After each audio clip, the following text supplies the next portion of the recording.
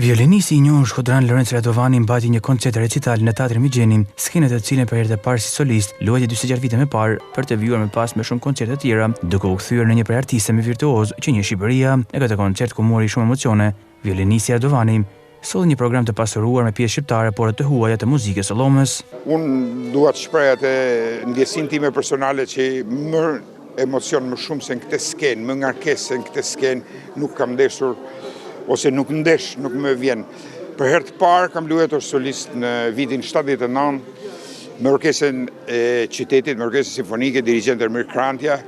E kujtoj kanë kaluar sa I bie 46 vjet më parë. Kam pretenduar të mos ndahem nga skena e Teatrit Migjeni. Me shumë kënaqësi ardhëm në Shkodër. Publiku ishte numeroz, besoj, salla ishte e madhe për këtë lloj muzike, prandaj quhet muzikë dhome, sa është për ambiente disi më të vogla, por shumë të kënaqur. Surata Qezadej është gjithmonë e mirë pritur në programet e koncerteve të mia. Luajtem një sonat Debussy, impresionist dhe sigurisht pjesë e bravurës, poemën e Saint-Saënsit, Danse Macabre. Ka dhe një kuptim shumë të thellë mendimit njerëzor. Programi ishte I bollshëm, ishte ai që e ngop audiencën. Në pianoforte maestro Radovanin e shoqëroi pianistja Fatma Spahiu, e cila tha se mori shumë emocione pozitive në këtë koncert në Shkodër. Emocionet ishin si gjithmonë në skenë janë shumë të mëdha, po unë sot ndjeva një emocion shumë të veçantë në Shkodër.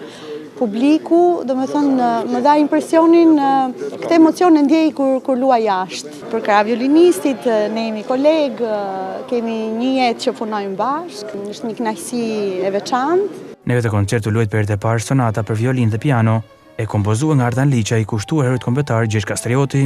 Në qendër është figura e Skënderbeut, këtij heroi që është një gjigant europian, është një personazh I jashtëzakonshëm që ka frymëzuar, vazhdon të frymëzojë, do të frymëzojë vazhdimisht artistë të gjitha gjinive, të gjitha formave, nga të gjithë vendet. Unë si një nxënës I shkollës Prakjakova, që është në vitin 1976. Frymëzimin nga kanë zotënia në fjalë Lorenzo Radovani, na kishte marrë malli që me një muzikë profesionale. Koncerti recital do të jetë me 26 mars edhe në salën Universitetit të Arteve në Tiranë. Violinisti shkodran Lorenzo Radovani numëron shumë koncerte ndërsa është fitues edhe disa çmimeve të rëndësishme, teksa jep kontributin e tij si profesor I arteve në Universitetin e Tiranës.